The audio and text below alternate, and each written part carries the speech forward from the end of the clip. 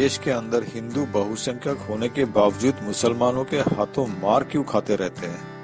नमस्कार, मैं देव कुमार एक बार फिर आपका स्वागत करता हूं प्रोग्रेस पोस्ट पर। इस चैनल में आपको विभिन्न विषयों पर अनोखे और गहरे दृष्टिकोण मिलेंगे। पोस्ट को अंत तक देखिए और कमेंट बॉक्स में अपनी राय भी बताइए। हमारा आज का विषय है, देश के अंदर हिंदू बहुसंख्यक होने के बावजूद मुसलमानों के हाथों मार क्यों खाते रहते हैं।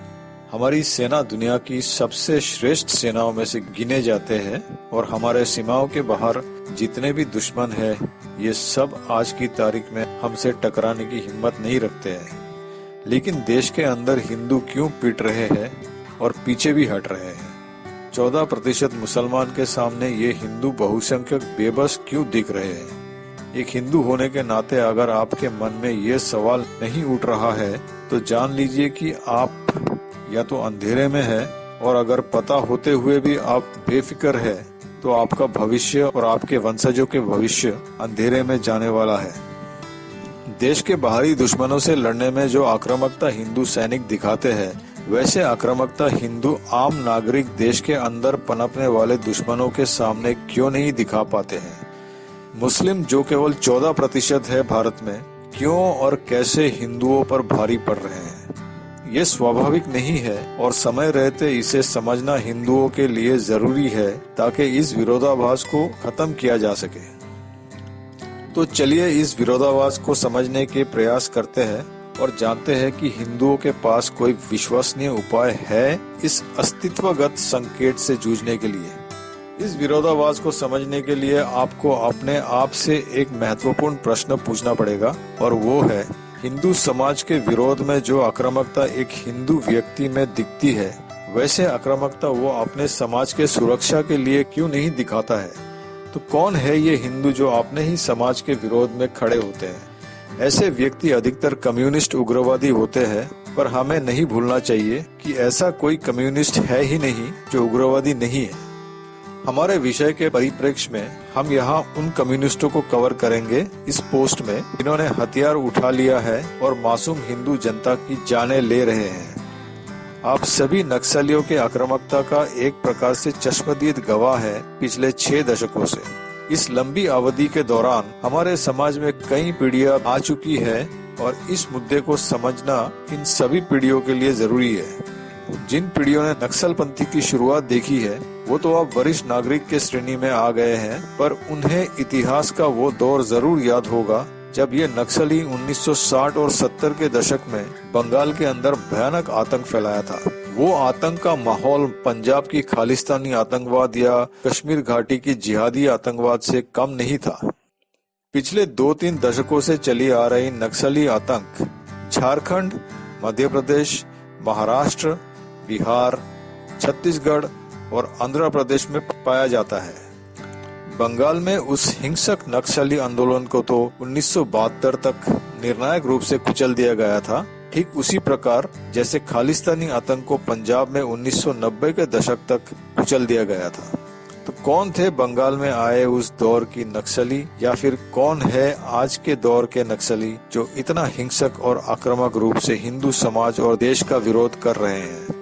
आप में से बहुतों को पता होगा कि ये नक्सली 90% से ज्यादा के संख्या में हिंदू समाज से आते थे 1960 से 90 के दशक तक, और आज भी जितने रह गए हैं मध्य भारत के जंगलों में, ये सब हिंदू समाज से ही आते हैं। इनकी हिंसकता और आक्रामकता दुनिया की किसी भी और खून के भूखे आतंकियों से कम नहीं है, जबकि ये हिंदू समाज से ही आते हैं। अब सवाल है कि अगर इसी हिंदू समाज से ऐसी विध्वंसी आतंकी निकल सकते हैं, तो यही हिंदू समाज के आम लोग बहुसंख्यक होने के बावजूद मुसलमानों के हाथों हर जगह मार क्यों खा रहे हैं? इसके बहुत कारण है जो आपको संभवतः पता होगा। 1. हिंदू समाज आपस में बटे हुए हैं। 2. हिंदू समाज राजनीतिक रूप से संगठित नहीं है। 3. हिंदू समाज अपनी प्राथमिकताएं नहीं समझ पा रहे हैं। और 4. हिंदू जनता का देश की सड़कों पर नियंत्रण नहीं है। ले दे के ये चौथा कारण सबसे अधिक चिंता का विषय बनता जा रहा है। इतना बड़ा बहुसंख्यक होने के बावजूद अगर हिंदू जनता का अपने देश की सड़कों पर नियंत्रण नहीं है, तो हिंदू समाज को इस विषय पर जल्द से जल्द और अधिक से अधिक ध्यान देना पड़ेगा। और इसी बात को उजागर करते हुए उत्तर प्रदेश के मुख्यमंत्री योगी आदित्यनाथ जी ने नारा दिया था, बटोगे तो कटोगे, जो हिंदू समाज के बहुत लोगों के दिमाग में उतर गया है। इस ऐतिहासिक नारे का प्रभाव 2024 लोकसभा चुनाव के तुरंत बाद हरियाणा और महाराष्ट्र चुनावों में देखने को मिला, जहां भाजपा को बड़े बहुमत से जीत मिली है। अब तो दिल्ली विधानसभा चुनाव में भी भाजपा की जीत हो चुकी है। ये स्पष्ट संकेत है कि हिंदू समाज का बड़ा वर्ग समझ गया है कि विपक्ष के सारे दल न केवल देश और समाज के हित में काम नहीं करेंगे, बल्कि विदेशी ताकतों के साथ मिलकर हिंदू समाज को भारी क्षति पहुंचाएंगे। जहां जहां और जब जब ये विपक्ष के दल सत्ता हासिल की है, इन्होंने ये गंदा काम किया है। और इस समय भी जहां ये लोग क्षमता में है, वहां ये लोग ऐसे ही देश और हिंदू समाज का क्षति पहुंचा रहे हैं। हिंदू समाज को ये समझना होगा कि भाजपा शासित राज्यों में तो वो सुरक्षित है, पर ये केवल तब तक जब तक भाजपा सत्ता में है। आपको ये भी समझना होगा कि हिंदू समाज के एक बहुत बड़ा वर्ग अभी भी नासमझ है और बटे हुए हैं।